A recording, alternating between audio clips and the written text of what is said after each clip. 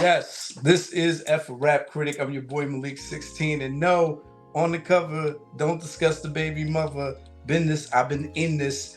And I am joined by a very, very special guest. I got my sis in the building. She's so the sis. I'm just gonna let her introduce herself. Who you be? Oh, I'm introducing myself. I'm LaRayne. I'm a singer. He's my co-writer, thankfully. So my lyrics always stay on point. And if they're not, and I write something, he'll be like, "What is this?" And if the dead giveaway wasn't the fact that I'm not wearing our signature, I used to love her tee. I'm represented with the raindrop. I'm not even wearing a raindrop. That's love. I thought about packing it though. This is her signature. Are these shirts still even available? Or these I have a few left. Right. So if you would like one, tell them where they can find it. I got a link. Go to my website or any of my social medias at MissLaRayne.com. That's MSLARAYNE. And if you have not already, take a moment to like and subscribe to the channel.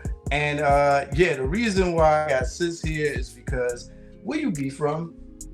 Jersey. Right. And I might not have caught it when she said her name. It almost sounded like the name of the person behind the album we're talking about today. That's none other than the Diamond album that's turning 25, the iconic Miseducation of Lauryn Hill. Crazy. And without further ado, we're going to jump into category 1 where we go over the album, the product itself. And the first dimension that we talk about in category 1 is going to be dimension 1, the quality of the production. What can we say about the production here?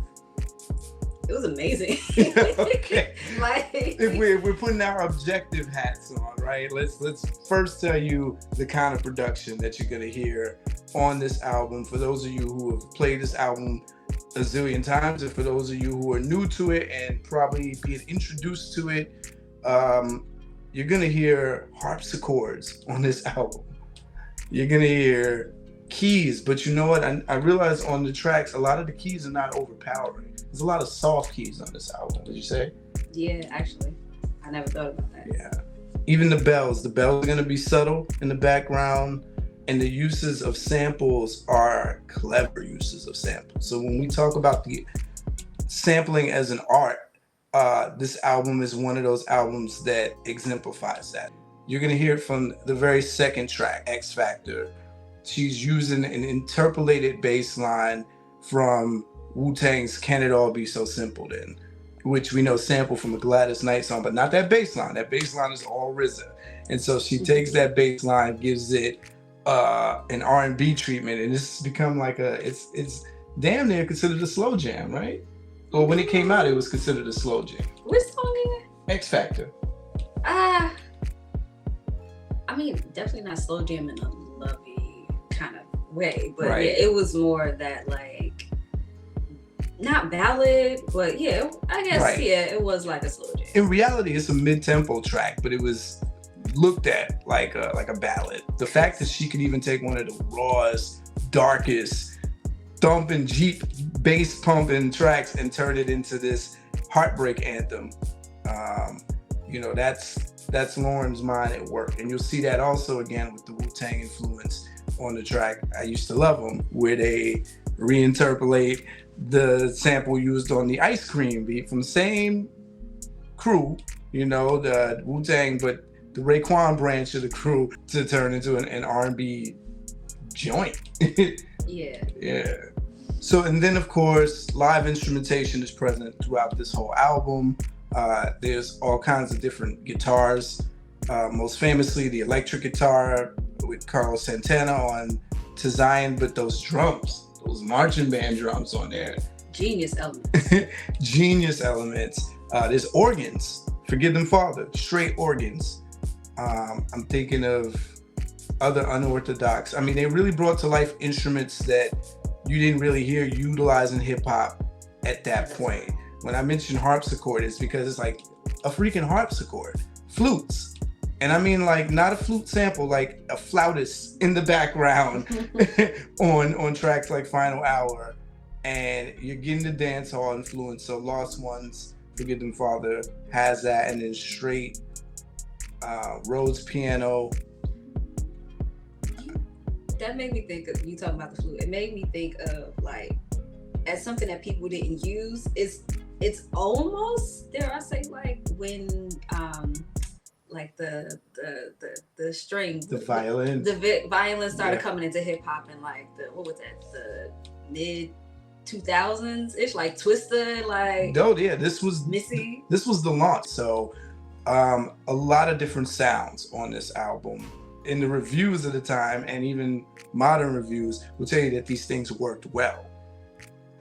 We would be remiss if we don't address the controversy surrounding the production. I hated to hear about it as like a diehard, I don't know if I say diehard, but I really loved Lauryn Hill as an artist. Hearing the controversy about it, it was kind of like heartbreaking.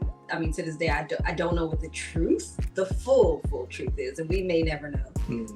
But I think also my sister Indigo, shout out to her, she mentioned like even if the people who worked on the production of this project did do more than what they were credited for, I don't think it's been repeated at least the same way without her being in the equation. So there's also that to consider. It's like, okay, if you made all of this, let's duplicate it. And it's not a tit for tat thing either. I think there's also still something missing in that. What did she really contribute? Right. So I think there's still a lot of credit to be given to her, even if she just pulled it from you. Like, it's kind of similar to like, if I'm writing with you, like we pull certain things out of each other. One, because we understand each other as artists. And then two, we just know each other, so we bicker like we family. But and what's crazy is you and I, we just got through watching video footage that we didn't even know existed of the studio sessions behind this album. So I mean, y'all can find it on YouTube and see that there were like sounds and versions of songs that never saw the light of day. There were songs that didn't make the cut in this album, but in every clip, she's in it. Yeah, she's in it. She's involved. She's in front of the boards. She's with the team. They're having a good time. There was a community feeling. Right. So, you know, it's funny how the money changes the situation. This suit was a quick suit. It's not one of those examples of where people sue like 3 years later, 5 years later, like, why you wait so long? This suit was filed in November of that same year, so a few months right after it dropped.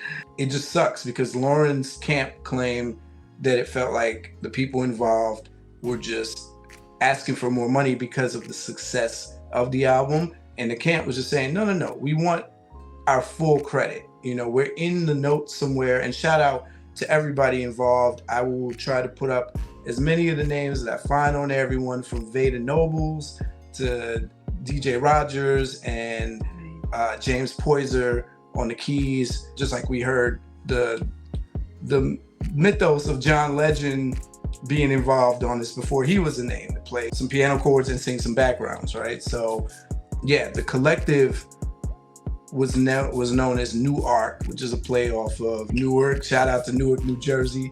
Shout out to Jersey City while we at it. And, you know, I hope that in hindsight, everybody's been able to like come to a peaceable agreement. I have never heard Lauryn acknowledge any accountability on her part, but there are articles that state that she was pushed in a direction to take like a Prince stance on things, like, I'm a one-man band or one-woman band.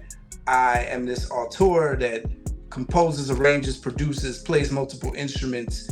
And a lot of us have known Lauryn as a producer from the Fugees album, The Score, because on that album, they are credited as the producers on most of the tracks. It might say, and Jerry Wonder, but it says produced by the Fugees, produced by Pras, or produced by Lauryn and Wyclef of the Fugees on a lot of the tracks. And so it was just, I kind of feel the same way you felt. This tainted the legacy a little bit.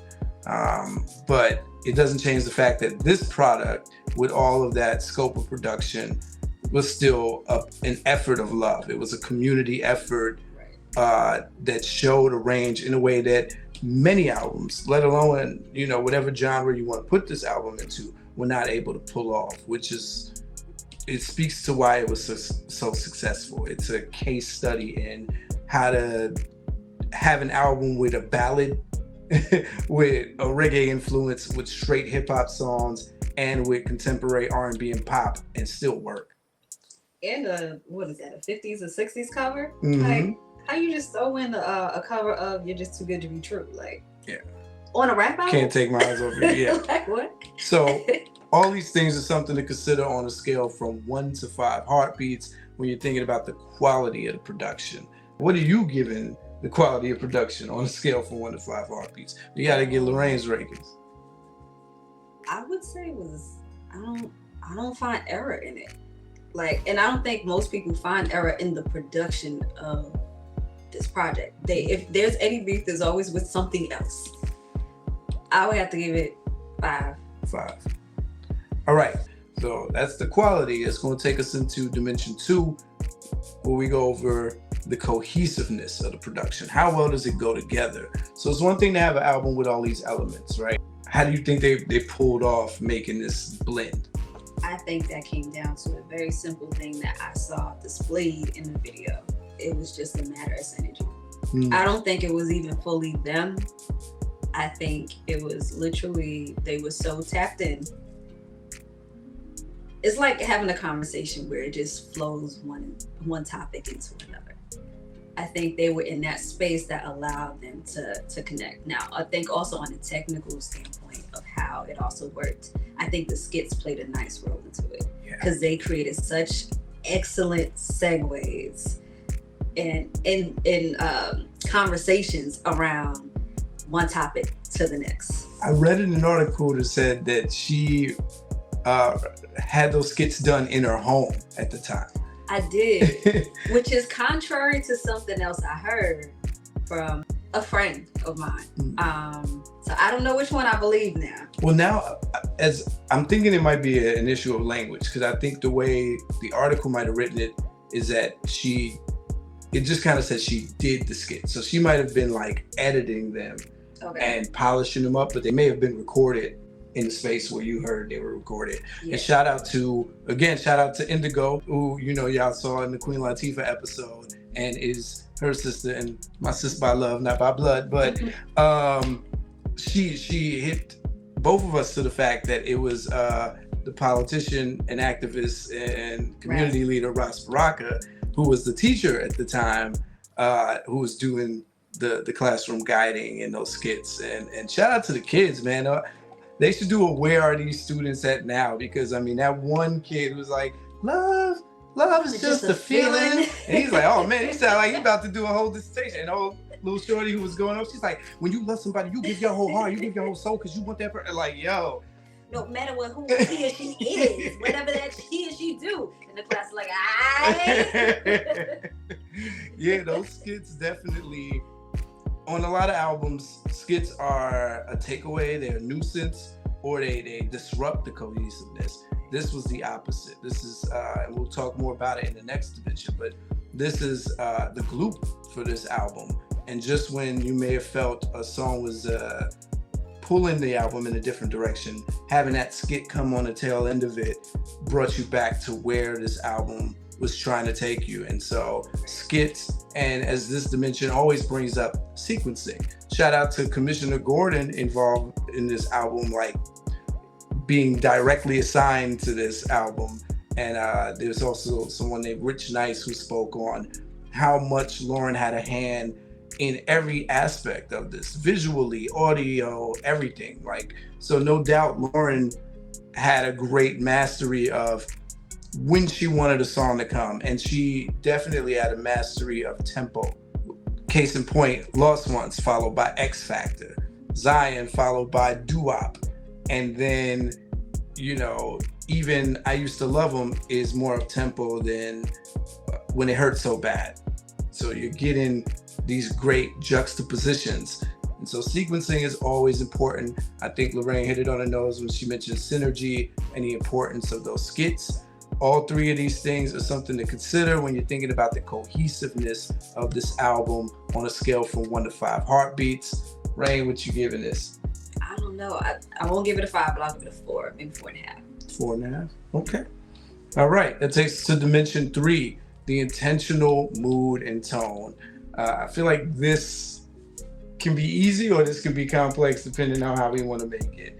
I've seen things printed and it kind of sounds like people just made this up because it just made sense. They're like, oh, Miseducation of Lauryn Hill is an homage to the book, The Miseducation of the Negro by Carter G. Woodson. They definitely stretching. And far. Lauryn herself, both in audio interviews or video interviews that you can find on YouTube and in print interviews, has said this has nothing to do with being miseducated. It's more about graduating to a new level or unlearning and relearning and shedding skin, basically. And most of us who are alive during this era or aware and cognizant and old enough to pick up on things knows that Lauryn was going through multiple transitions in her own life at that time. So she wanted to reflect that with a title that showed that, okay, this is me stepping into a new realm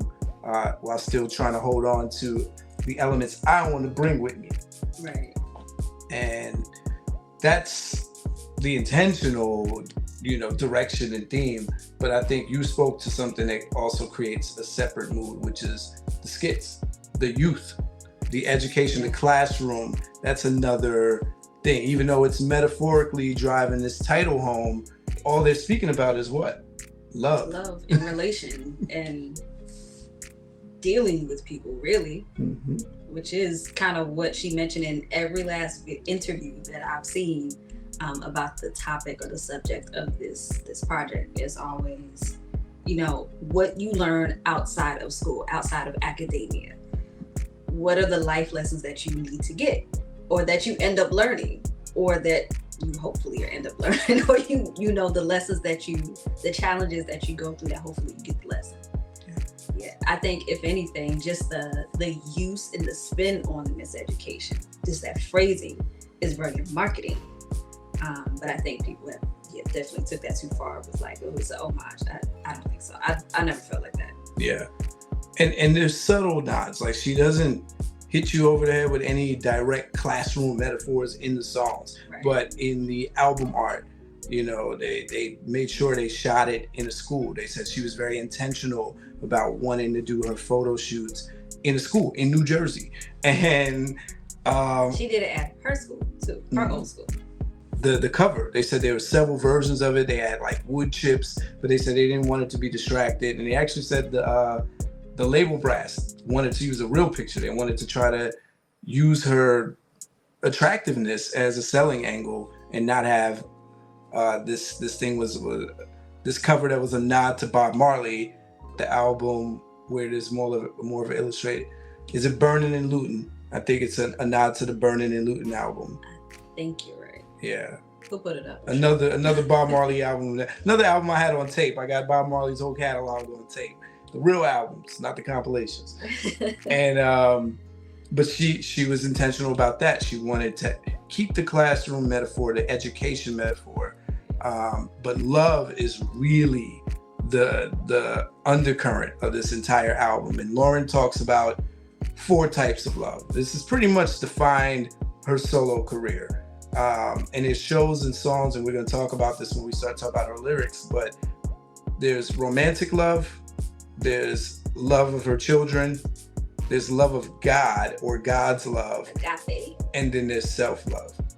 So those are the 4 kinds of love, and that's pretty much all the topics that you're going to get on this album. But it all comes down to that L word. And so if anybody has any other themes or moods and tones that they pick up from that this album was giving, not the mood and tone that you feel when you're listening to, because that can fluctuate. We're talking about what we think this album was trying to give in the mood it was trying to induce. Definitely a non-threatening,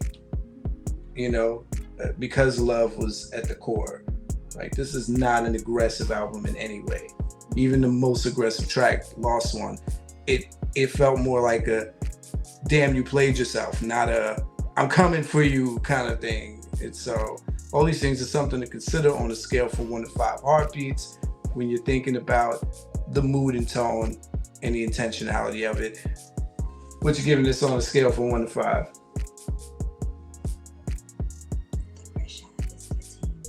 Nah. 5. 5. She Felt did good. that. She Felt did good. that. All right, that takes us to dimension 4. The song distinction versus the repetition of words and sounds. It was repetitious enough. Was it? Well, when we at least in like lyrics, like she did enough to make it catchy. You beg a good question where it's like, is repetition always a negative thing? Does the album get redundant at any point? I think redundant is more of a harsher word. There was never anything in it that made me like, okay, like take me out of whatever zone that song had. I don't think there was anything that was a knock on it. Okay. Maybe there wasn't hard enough sounds on it to the point that I made in the last dimension that it's not an aggressive album and it's non-threatening. Maybe this album could have benefited from 1 or 2 darker sounds. So after a while, the lightness of the album could kind of generate this feeling of, oh, you know, it's maybe too light. Maybe if the overall theme of love becomes too redundant for you, even though there's like 4 types of love that are explored here, maybe you're like, okay, is every song gonna be about some kind of love? Where the battle rap at, right? So, but I don't know if that's a redundancy question as much as it becomes like a preference thing. So let's talk about words here. Does Lauryn repeat any of the same words? Off the top of my head, nothing sticks out in my mind as that. The only thing I could say about along the lines of what you would talk about, maybe there could be something dark, is I do find people who loved her from the Fugees, they loved strictly rapping Lauryn. We're looking for a more rap album versus more of an R&B with some rap in it. And I think for those people, this is a leap for them, because the Fugees, I don't think people talk about this a lot. That album was dark when it comes to production. You know, half of those singles were dark. But you think it would be like Ready or Not? Yeah, Ready or Not. What made that a radio single was Lauryn singing. I'm thinking if that did not have that hook, that song would not have seen the light of day, because it's just it was an underground kind of beat. And most of the songs on that album were like that. Family Business, Cowboys. Those beats are dark. Manifest and the Beast, and like 80% of the album is a dark album, beat wise, sonically. But words, I think, you know, it becomes insulting probably to even ask this question to Lauryn Hill. Lauryn Hill is the wordsmith's wordsmith. Like, one thing she's not going to do is run out of words. I actually learned some words from her listening to this album. I had to go look up some stuff. I was like, oh, okay. So I don't think you're going to find much repetition. You'll probably find a lot of song distinction, because there was a conscious and concerted effort made by everyone involved, and especially Lauryn herself, to make sure every song took you somewhere different. So these are all things to consider on a scale from 1 to 5 heartbeats. What you giving this? It's very diverse. There's nothing repetitive. Like, you're not repeating sounds on that. Right. So for that, I would give it 5. All right. Takes us to dimension 5. The amount of songs versus the amount of content. So 14-track album, 13 if you don't count the intro. The intro's classic, memorable, what they calling her name, like the attendance row, Lauryn Hill. So 13 core songs as the album. You have the 2 bonus songs at the end, and altogether it's listed as a 16-track album. If we're looking at content and the ratio in comparison to how many songs there are, do we get a healthy dose of content, topical stuff?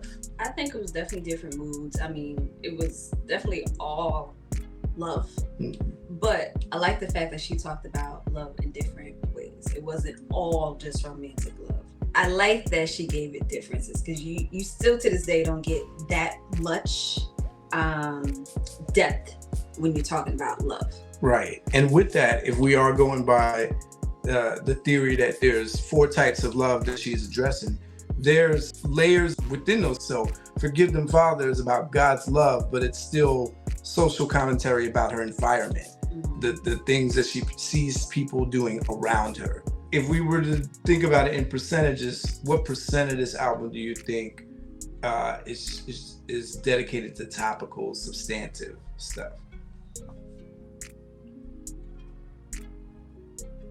I don't know what you're giving it. I think that's a trick question because every song has substance. Because she doesn't go into... There's no fluff. Yeah, there's no fluff or filler. And her braggadocio is like interspersed in every song with humility too. She humble brags. We'll talk about this in category 2, but for the consideration of how much content you get on this album compared to how many songs, it's all something for you to look at on a scale from 1 to 5 heartbeats. What you giving this? Is it a balanced album? If I just put it up to there is no fluff in this, then it gets a 5 because there's no fluff. Everything is substance. Boom. That takes us to dimension 6. All right, this is what we've been waiting to talk about. Who all on this album? The features. Who we got? Ooh, we got D'Angelo. you got been Carlos waiting. Santana. No, because that's the one, like, even if you, to this day, if you go to an open mic anywhere in this country, you're going to hear somebody singing, "Now the skies fall, not even a call." Like, you're going to hear that song. Like, You're part of my identity. Ooh. I sometimes have the tendency to look at you religiously. Yeah. Yeah. Like, it's iconic. Like, you can't. It is. I've never heard anybody mention D'Angelo first. That tells y'all how much Sis and I are D'Angelo fans. Shout out to D'Angelo. Like, man, you got Shelly Thunder. You got Mary J. Blige. Got the Queen, Mary J. Blige. You got Carlos Santana. Right? The legend at that point. That was a big pull. You know, Mary J is a pull. At that point, D'Angelo wasn't a big pull because he was still rocking. And he wasn't, how does it feel, D'Angelo, yet? He was right about to be. Right this is like right about to be, right on the precipice. That was you almost my lady. Right. This is one of those tracks that actually kept his career afloat. It reminds me of Aaliyah with the soundtracks, because between albums there'd be huge gaps for Aaliyah. And she did the Dr. Dolittle soundtrack, and then she did the Romeo Must Die soundtrack. And those songs kept her like so big in between those gaps, where for a lot of other artists that would have been career death. Right. Soundtracks, man. So yeah, D'Angelo, Shelly Thunder, the Queen of Hip Hop song, Mary J. Blige, Carlos Santana, the rock and Latin icon. Legend. And then are we missing? Yeah, are we? I don't think so. I think those are the only direct features. Again, over the years, we've heard names come out that were doing background on this album or that contributed in other ways, but those are the big names associated. Official. Right. And so, do these features help the album or do they hurt the album? I think they help. Did we need Carlos Santana on To Zion? I think To Zion would have been big without Carlos. I think the fact that she could get Carlos was dope, and I think the fact that he did it was amazing because he's gonna add his Carlos touch to it. I would love to have seen how that came about if it was like, "Hey Carlos, we want you to do this," or "We want you to do something along the lines of this," or if he was somehow a part of creating that, at least that end of the sound. Like, I don't know. That would be interesting to learn. Did we need Shelly Thunder on Forgive Them Father? I think it broke it up in a nice way.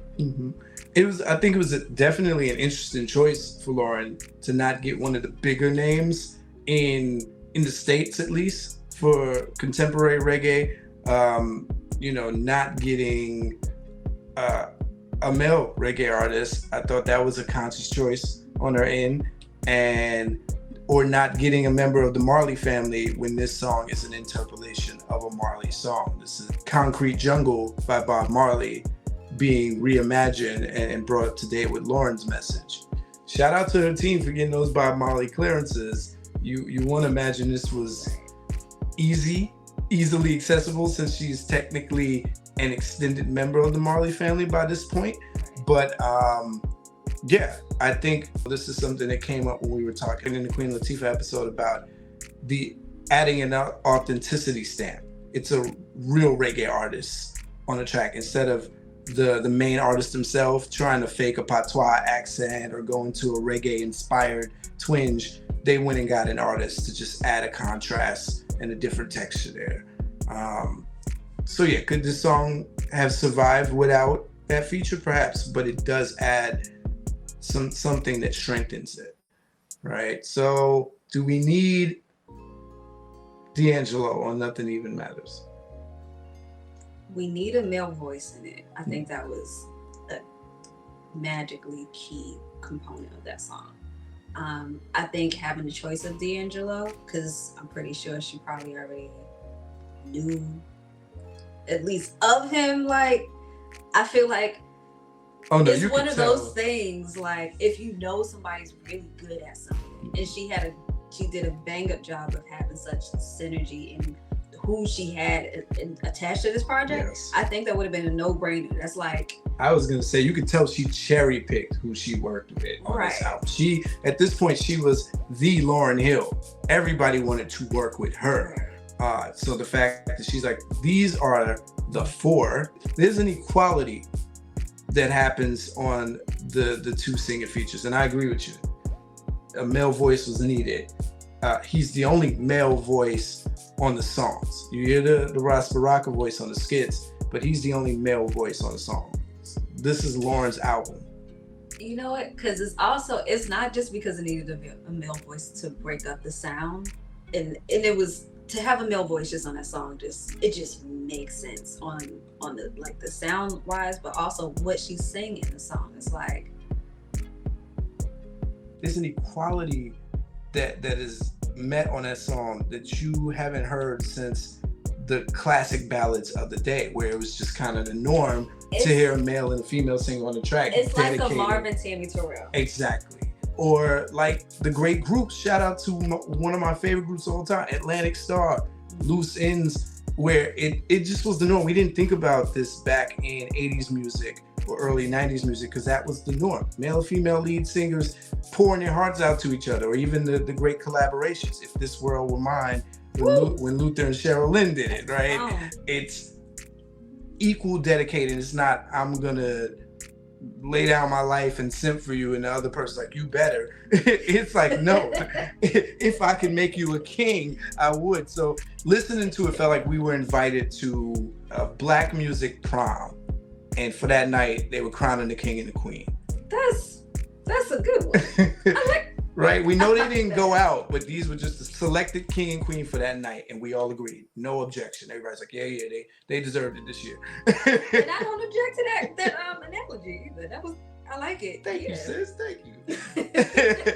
And so, speaking of royalty, right, the fact that she selected another queen, we don't hear Mary come out for a lot of other singers at this point. Having Mary on a hip hop album, it was a badge of honor. It's like having a DJ Premier track, and you'll hear like Jay-Z rap about it. I did songs with Mary J. Blige, my nigga. Like, it's a badge of honor. But we rarely hear, especially 90s. We're talking about 90s black music, segregated. Women were pitted against each other. So to see this level of solidarity, and if it's Mary coming out for another sister, you know she rocks with. The queen of hip hop soul coming out for the female lyricists. Yeah. We had only heard her collaborate from across the river with Faith Evans at this point. She's the only other singer that she stepped out for. Also from Jersey.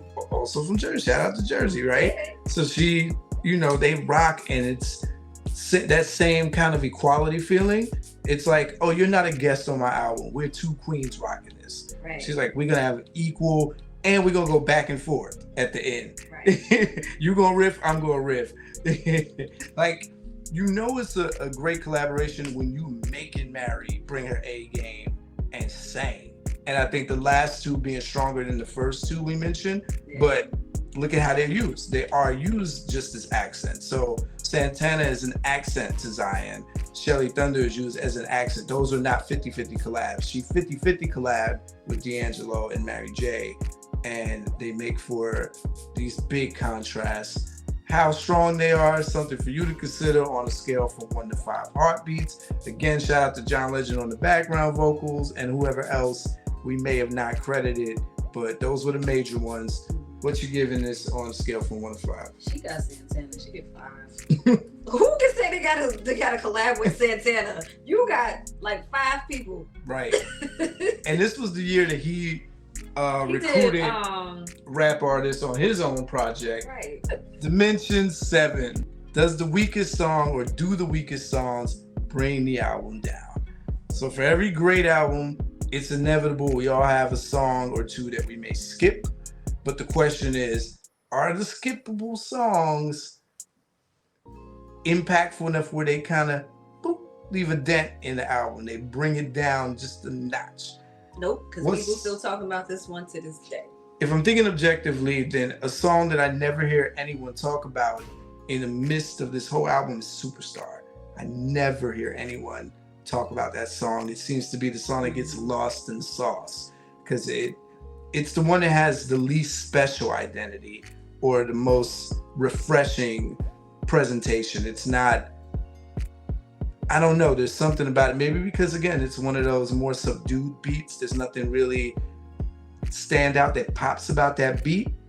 And the lyrics, by that point in the album, you feel like you've heard her speak on that in some variation. Even though it's very focused, she's talking about a specific thing. Because Lauryn touches on so many things a lot of times, it's like, oh, this doesn't sound like, the title track itself. Miseducation, it's really slow. So I think you have to be ready for that song or in a certain mood to listen to it. And personally, for me, the song I listen to the least, since I don't get to do this often, but I do this when my friends and family are on the channel, I don't listen to Zion. That song, I never cared for it. Okay. All the things I've ever read about it, everyone says the song made them cry the first time they heard it. It took them years to not cry. They still cry.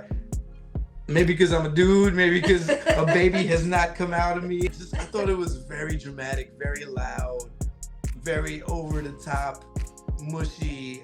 It's a lot, you know, all the screaming at the end, my joy. I get it. I know it's visceral and very real and cathartic for her, but how many times can you listen? That's one of those like one-time songs. Like if I would have saw her perform that live as her pregnancy presentation song, like how Beyonce did Love on Top or Rihanna at the Super Bowl, I would be like, oh, wow, what a moment. But it feels like a moment, not a moment I want to revisit.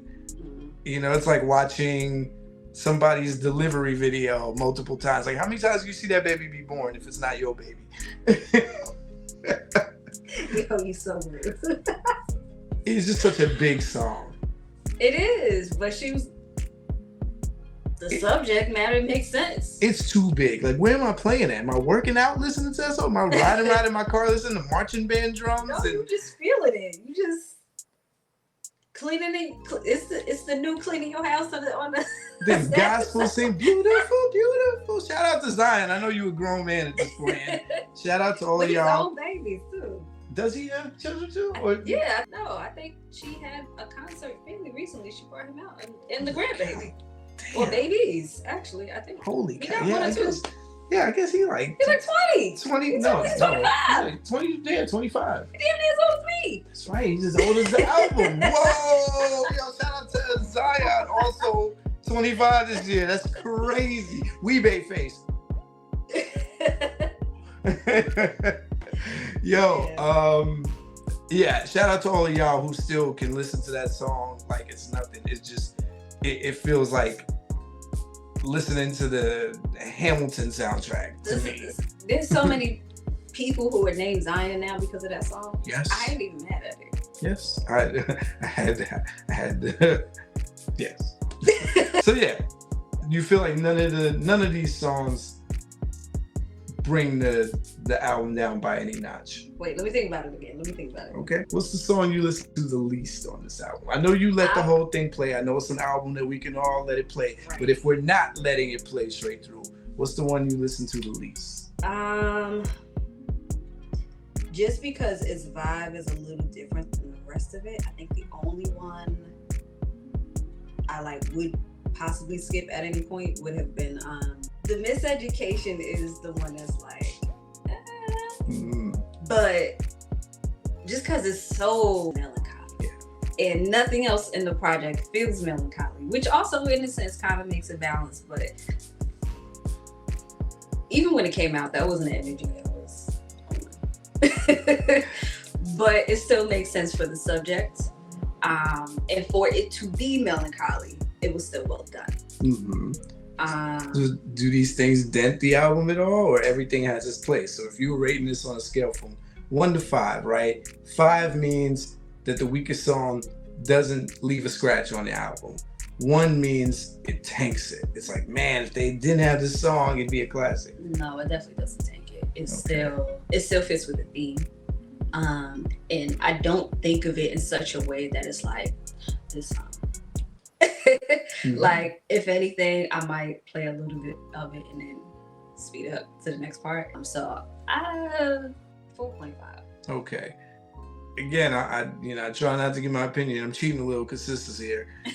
I remember feeling like, I wish she replaced Superstar with a harder rap song, because it is one of the tracks that she raps on. And I'm like, even if the Sweetest Thing remix was on there instead of that, I would have appreciated that. I remember wishing that another song was there. I was like, I want to hear her spit again. And so that would have brought it down a notch for me. All right. Something to consider on the scale from 1 to 5 heartbeats for all of y'all. That takes us to dimension 8, the mass appeal of this album. As an artist, could you tell right off the bat that this was an album that was going to be far-reaching, that was going to reach multiple audiences, have commercial appeal? Do you think that's how it was made, knowing, this is music for the masses? Was it engineered this way? I think obviously, clearly it did have mass appeal. The woman was breaking Grammy records. And not that I even hold Grammys to like, if they didn't get the Grammy, this was trash. It's not that at all either. I think if anything, it's just an additional testimony, icing on the cake. But do I think it had all the ingredients for it to be massively adopted and loved the way it was, and still is? I think so, especially from everything down to the lyrics, who she was at the time. Lauryn was so big that the only song with a feature that she used as a single was the Santana one. She's like, these are album cuts, these are deep cuts. Y'all might not get this Mary J. Blige song on the radio. And I don't know if in y'all markets outside of New York, if Used to Love 'Em got radio play, because it was never an official single. And they only played it a little bit on New York radio. Because why would you not? Yeah. And so like she did this on a standalone basis. Like her singles were the ones with her at the forefront. Right. Which I think is brilliant. The story goes, Can't Take My Eyes Off of You, her rendition of the Frankie Valli classic, was actually a 1997 single off the Mel Gibson movie Conspiracy Theory. This is when Mel Gibson was still like an A-list movie star. And if you ever see that movie, her song is the song that plays when the credits start rolling, which is such an interesting choice, but it lets you know how big a deal she was even before she had a solo. Because at that time, it wasn't officially a part of this album, but it started generating so much buzz because it was getting played. And when we talk about play, it was getting played on multiple markets. I remember that being played on Z100 in New York. Because it's Frankie Valli. Right. And I'm like, whoa, this is Lauryn Hill getting played on Z100 and on the urban stations as well. And Lost Ones, all the people who worked for the label at the time said that it was leaked and it wasn't supposed to be leaked. And it actually caused a freak out at Sony because they were like, whoa, we didn't want to lead with this. This is a hip hop single. This is ruining the momentum. but they said they didn't have their ear to the street. The people part of the label at the time who were in the know were like, no, this is hip hop. Oftentimes the case any day. Right, leave it up to them. Who knows what the label would have picked as the lead single? It might have been too early for a doo-wop. You needed a Lost Ones to come before a doo-wop. Yeah, especially now that I think about it in hindsight, the sequence of events that happened the way it was supposed to happen. Because again, she's the rapper from the Fugees. Mm-hmm. If you lead off with Frankie Valli that's being played on the pop, all, station Z100 and stuff, and then you go into another singing song, mm-hmm. and you don't show any rap or any change in feeling, it's like, yeah. Is this a singing album? Then people question it, and then it really becomes for those hardcore Lauryn Hill rap fans, what is this? And you really needed this because that is the most stripped down, unquestionably hip-hop song on the album. She's rapping on other tracks on the album, but they sound like other kinds of music. This is the one, it's got a little reggae influence, but at its core, that bass, that drum line, that's hip-hop. She's spitting relentlessly, and it's able to be club ready. I remember hearing this for the first time in a gym. And I was like, yo, this is a lead single. It was like, this is a lead single. We were buzzing. Now, I feel comfortable saying me and LaRayne both were a little too young to pick up on the fact that this was a diss track or a message to Wyclef. I don't even think that's her energy though. Yeah, but they, all the articles now and all the talk is that this song was talking about the Fugees breakup and Wyclef. It just sounded like a dope song and a message to people who play themselves and let themselves get blinded by ego. That's what that was clear as day. The fact that she was able to deliver it, I think that speaks to her talent. This was an overall message that's universal to anyone, while also addressing feelings that she had and maybe answering some of the questions about what's the future and the fate of the group. This song, if you ever need to look any further, is like, oh no, I'm not coming back, pretty much. But for those who were maybe older, that made this single even bigger because people knew what was being talked about. Again, I was too young. I was enjoying it as the thumping song that it was, and I was just excited to hear Lauryn Hill has arrived. I'm like, we'd heard buzz about her album coming out for the years since the last Fugees album. I was like, when? Because when she would give us solo offerings like The Sweetest Thing off the Love Jones soundtrack, you were thinking maybe it was like the fake out, and then you realize, okay, her album ain't coming. She just giving us a teaser of what we can expect. So that single represented, oh, it's here, it's coming. Now, doo-wop being a great follow-up. Yeah. Nothing sounded like doo-wop. At all. Nothing even looked like doo-wop. Doo-wop was so completely unique. You mix in singing and R&B. You are a woman talking about men and women. Yes. Misusing, avoiding getting used and misused. Yeah. And just saying, yo, literally watch out. Yeah. Like, it's a cautionary. It's even so different from the topics that, we hear about today. So, in that sense, it's still super relevant. Yeah.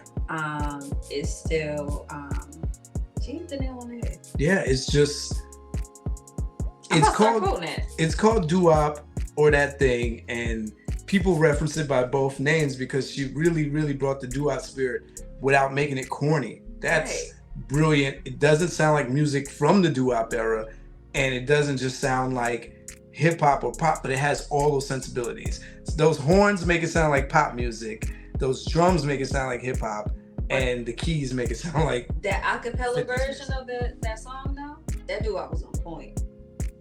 Oh, you talk the harmonies? No, the harmonies. Yeah. But there's a stripped down acapella version of that song that was on the single CD. Yo, the instrumentation is beautiful, but when you really listen to just vocals, it's buttery. And the doo-wop the show did. Yeah. Which I think was even another brilliant part of this whole rollout, to have those singles in the way. Like, as an artist, you only send a DJ stuff like that. Yeah. Like, to give that to the public to just rock out to, I think was also brilliant. And this is what you want from your artists. You want, for those, we talked about those who were expecting that dark sound from the Fugees album, This is also Lauryn, who gave you Killing Me Softly. So she's gonna have something that sounds upbeat, energetic, and a little poppy at the same time, because she's an artist with range. She can give you those moods. While I do feel like this album could have used at least one more track that was a nod to the Fugees, because the best artists give you something reminiscent of what you like while still introducing you to something new. I think that was still Lost Ones. No, I think, maybe. I still feel like that darkness was missing, right? It could have like a score sound and beat instead of Superstar. But doo-wop is representing that new thing that she's taking you to. Nothing she had done before on any project sounded like that, and nothing in hip-hop sounded like that. And so singles wise, we get that. We talked about X Factor. That's 3 different tones she's giving you from her first 3 singles off the bat. And if you include Can't Take My Eyes Off You, even though it was released on a soundtrack in 1997, since it was absorbed onto this album, it's 4 different ranges she's taking you. So on a radio station, if we're looking back in radio formats in that era, her songs were being played on all of the major platforms. You're getting Can't Take My Eyes On You on Z100. You're getting That Thing and Lost Ones on Hot 97. And adult contemporary R&B stations, they were like, we don't play hip hop in their station identification. They were playing X Factor. You know what I mean? Because it was considered like a little mid-tempo or a ballad. So she cornered the market with her singles to the point where by the time Everything Is Everything comes out, she's larger than life. And if I'm not mistaken, that single might even came out after she had the second child, which is her daughter Selah, because her second child, she was pregnant while recording this album and while promoting it, and gave birth in November of that year. So the same time where the lawsuit was filed, she gave birth to her daughter. That's a lot. I can't imagine. Yeah. She said she recorded some of these songs laying down because she was in the middle of her pregnancy. And as we mentioned, when an album gets big enough to have these unofficial singles get played, it reminds me of when 50 Cent's album got big and on radio would just be playing songs that weren't even singles. Wu-Tang's first album, who are both having big anniversaries this year. But when you're big enough, they start playing B-sides or album cuts and that just get celebrated. And so, yeah, every now and then you might have heard, what's the song you mentioned getting played on the radio? I Used to Love Them. And Zion was also a single later on in it, but that's just because people love these so much. Yeah, I don't think that song had a choice but to be a single. And on The Quiet Storm, they would play Nothing Even Matters. Yes, yes. So, like, take your pick. Every song off this album, there was something for everybody. Only thing she didn't do, like, she gave you a hint of rock with the Santana. The only thing that sticks out of my brain that she did not cover was country. Superstar feels a little country in nature. Maybe that's why it's not that spectacular, because it sounds very kind of basic and draggy. Come on, baby, light my fire. Everything you drop is so tired. Now you dragging it. If we pull it up right now, that's how it's. So tired, supposed to inspire. Those ad-libs. I know you think that you got it all. It had a little more swing in it. It had a little more swing, but it was just. But I was working on a railroad with the way you. That's how it felt. I was gonna go as far as to say that every song on this album could have been single, but no, there are some songs that wouldn't have made it. I think the cuts that you didn't hear played on the radio weren't played for that reason. But to have more than half of this album get some form of radio play and video treatment, big deal. So let's talk about the videos. Visually, there's some pioneering work going. Yeah. There's no video for Lost Ones. That's a testament to the label not feeling like that single was supposed to come out as a single. So they're like, we're not putting a video behind it. Maybe Lauryn. Did it later.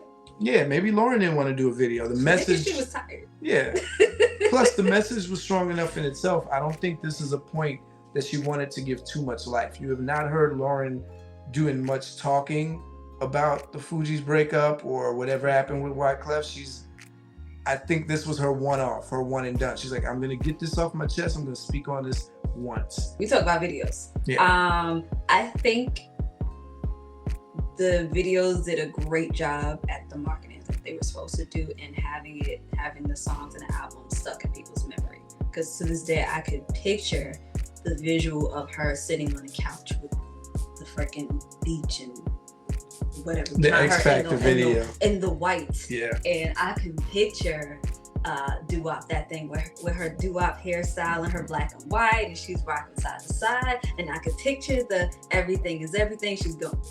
Where she didn't lean into her beauty, her glam in the album cover, she did it with the videos, and she did it looked comfortably. Now you'd hear Lauryn go on in her second project to talk about how she denounced a lot of that stuff and feeling like it's industry pressure, society pressure. She stopped wearing makeup, she cut her hair off, but she seemed very comfortable in those elements, and she seemed very aware that, yes, I'm a beautiful woman who has the features that I have, which you find out later, we'll talk about this in the next dimension, meant a lot to a lot of people. But yeah, she was classy, sexy. Right. Everything is everything. She's walking down the streets just looking casually beautiful, just like a denim outfit, lipstick popping, makeup popping, hair just being all out, locks in the wind. And then that thing where they said she was big pregnant in that video, they did a great job of trying not to emphasize that or even covering it up, because I think like she's sitting at the window. It was pretty well concealed. Yeah, but she's still representing, because they were doing this time period contrast. She's representing glam from that era and glam from the modern era. Even if she's just wearing a big coat, she's still making that stylish and pop. I love the way in that video specifically how the split screen was done. Mm-hmm. So it wasn't a harsh contrast. Like you could see the difference, but she literally put the two together. Yes. No line, just I'm this and I'm this. The director of the video said that was Lauryn's idea, even though it was someone else's idea, like another person involved in the production to do a split screen. Lauryn was like, well, let's not have it be a clear line. Let's make it an invisible line. It's this equator, and you get the contrast of the two worlds blended. That was brilliant. It brings together the story is still the same. Yeah. No matter what time. Yeah. No matter what time you in, we are doing the same things over and over. You still have to watch out for that thing. Yeah, that's brilliant. And the texture of that video, I remember that always standing out to me. Whatever filter they use, it didn't look like other videos. And salute to the directors of that video, because I think they made a statement of they didn't. It was either this video or the Everything Is Everything, saying that they don't feel like they never wanted to approach hip hop like it had to look one way just because it's hip hop. It's like, no, I'm going to give this the same energy that I give a pop video or a rock video, because that's one thing you could say of the 90s. They were characterized, the rock groups would make these super out the box. They could be given the same budget as the rap artists. The rap artists, diamonds and champagne, same trite tropes, expensive cars, women dancing. This is where their budget money went to. Then you see a video by a Tool or something, and it's like a claymation with holographic and 3D backgrounds. They're really using their ingenuity here. So, you know, Lauryn did that. Everything Is Everything, turning New York City into a turntable. Like, what? I think that she was allowed, if you will, to do that and have it not feel like your typical rap because of who she was. Yeah. And because of her one, star power, but also because she wasn't just a rapper. Mm-hmm. She was a rapper and a singer and an actress too, but she was more than just a rapper. And she had that ability there to kind of go in two different spaces. So you knew she was not from the bricks, the hood, if you will, but she could walk into that space and it's nothing. Yeah. But she could also walk into anywhere else and it's nothing. Something to consider on a scale from 1 to 5 heartbeats. As I mentioned in the beginning of this video, it's an album that has been certified diamond since then. Crazy. Went pretty much gold in its first week. This is still the era of big number album sales, and Lauryn delivered. This was a mega monster album. what are you giving this on a scale from 1 to 5 for the mass appeal? Mass appeal? It did what it did. She got 5. 5 it is. That takes us into my favorite dimension, Dimension 9, the 3 I's: impact, innovation, influence. This is where we start talking about what this album did when it hit, what it continues to do to this day. To this day! So just mention how this album cemented her as an icon. Why that's the case? We need to look no further than the fact that this is her only studio release LP. And it's what she continues to tour off of. It's what she continues to be hailed and heralded for. She's made her majority career off of this one album, and it's uncontested. No one really complains about that fact. People just want more. They want another album from her, but low-key, I kind of still want another album. Right. No one says you only have one album. They're like that album changed my life is right. the language you hear people using. Right. Yeah, I think it's the same from the time that it started to now. Yeah, the impact is still there, even on a musical standpoint. Like we talked about a few things that were game changers, from the videos to her choice of singles to who she chose to collaborate with and as her features. Even her choice of not having the vocal features as any of the singles. Now, as a fellow Jersey girl and artiste, how are you personally impacted by this album? Oh, this is Lauryn Hill is, first of all, one of my biggest influences. Like top 5, I would have to say, because of the fact that, not even because she's Jersey, that's just like icing on the cake. Because it's an artist who I looked up to growing up, who wasn't from New York. So yes, that is a bonus. Like I live close to New York. I was born here, but that's not where I was raised. So it's like, all right, I can do this as somebody who's not in the city. There's also, she's a singer and a rapper. So that was super, like, I rock with it. I think also because my sister put me on to Lauryn. Like I was listening to the music my big sister was listening to.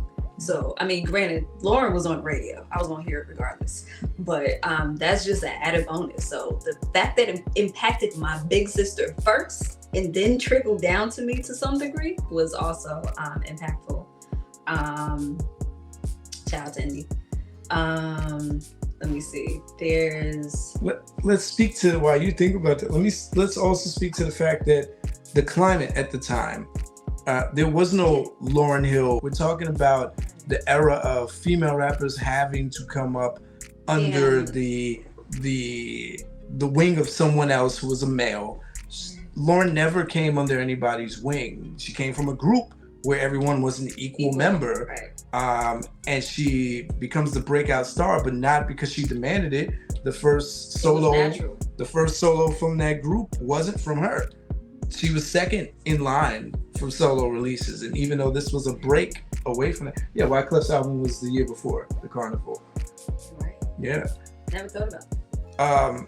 And she came where it was an unquestionable presentation. Nobody was like, who all gonna be there? Who else is there? They're like, oh no, Lauryn is the marquee. She is the event. It's right.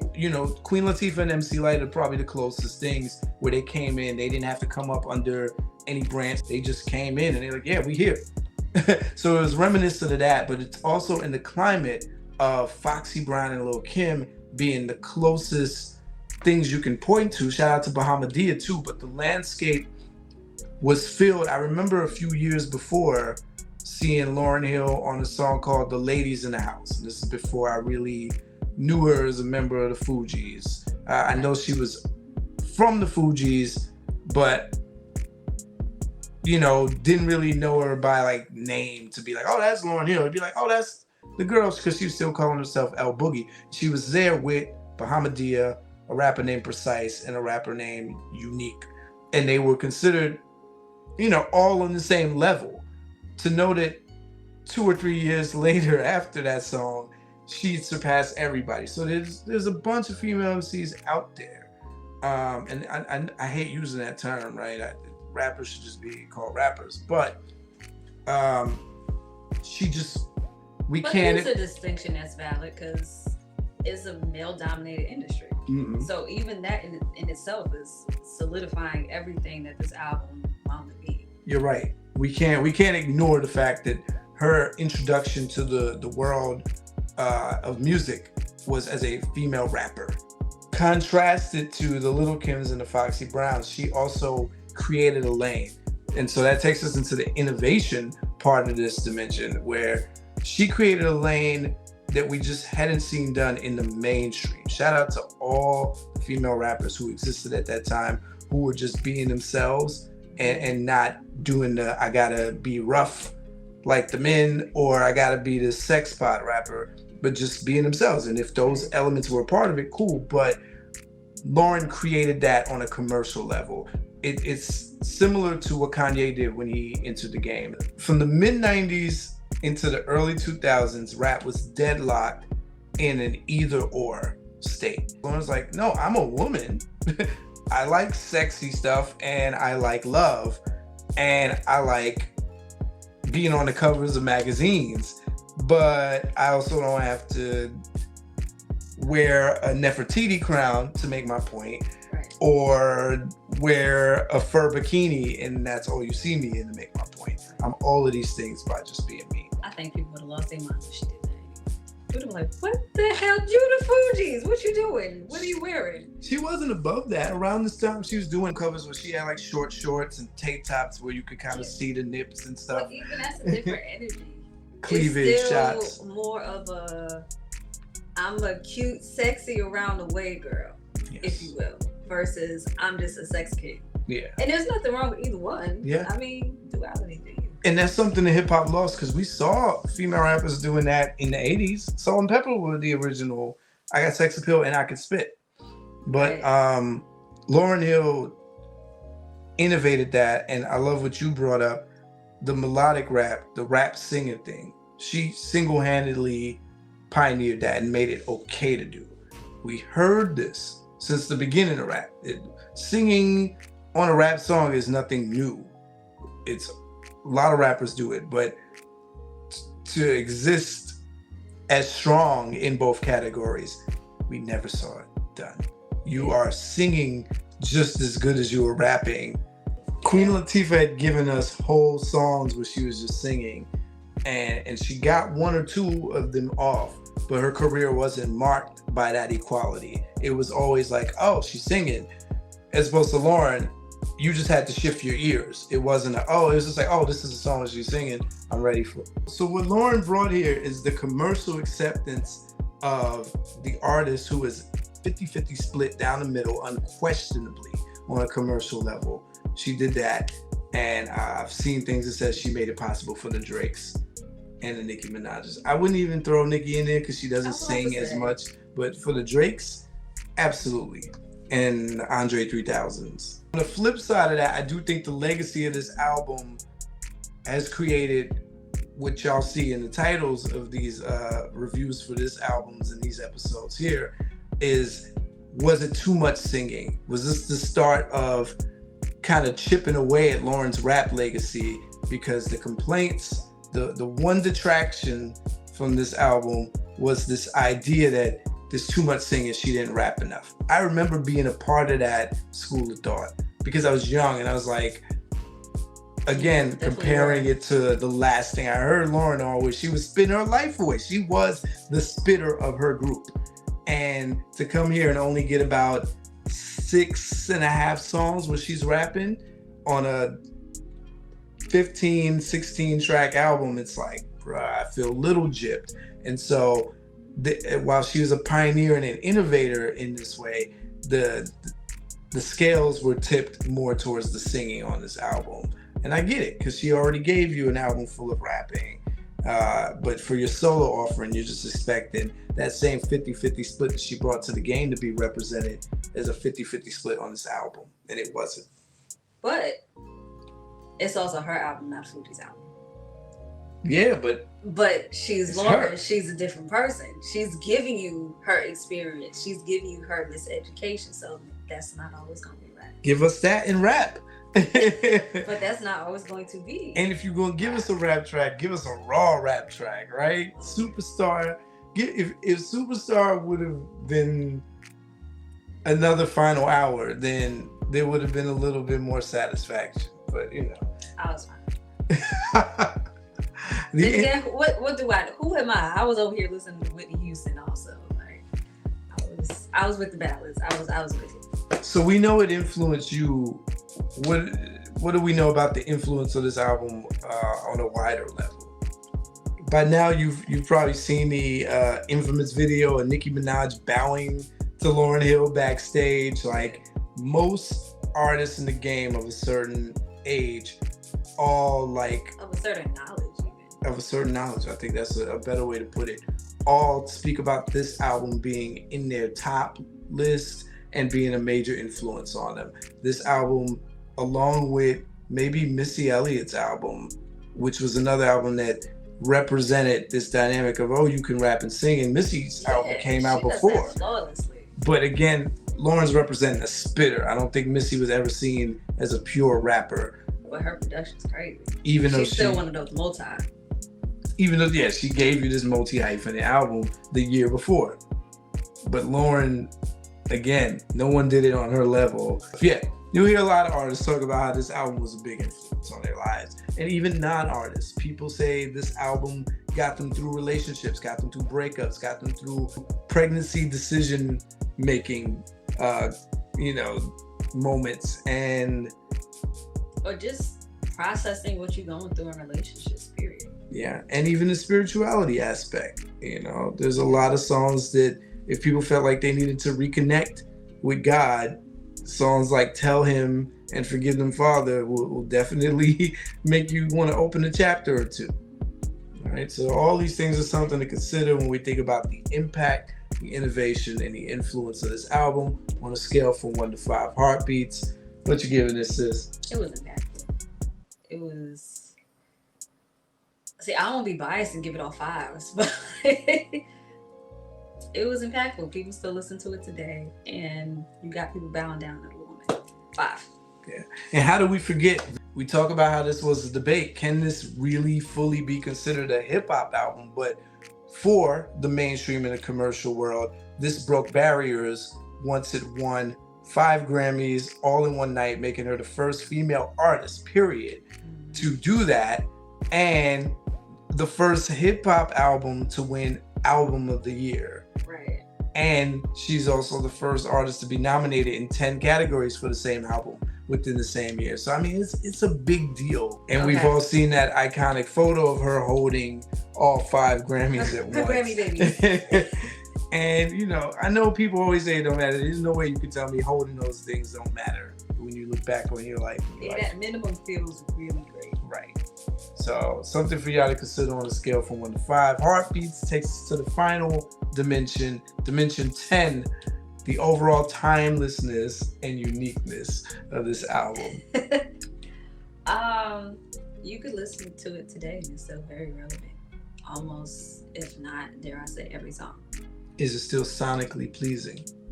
It is. I don't think there's anything. It's like one of those classic.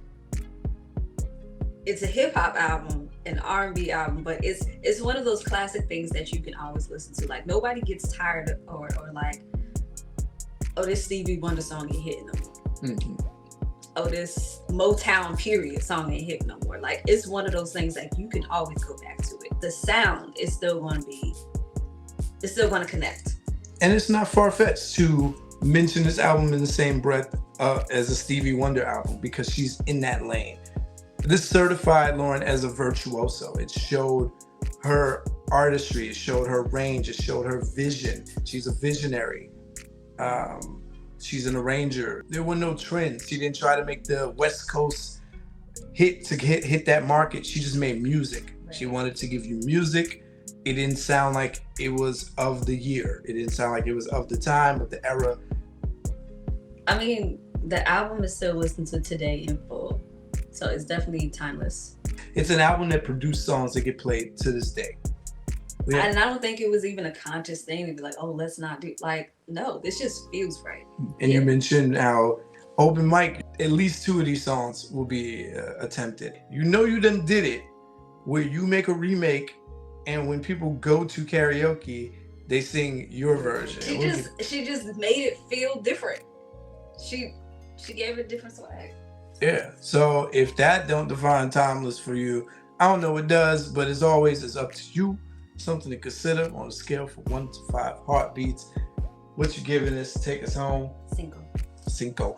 And with that, we conclude the category 1 part of this review of the classic, now 25 years old, iconic diamond level album, The Miseducation of Lauryn Hill, by the one and only Miss Lauryn Hill. And join us for category 2, where we go over the rap performance on this album, where we get into the nitty gritty of everything that was done lyrically on this album. And y'all know what it is. Until next time, F a rap critic. They talk about it while I live it. Word to meth.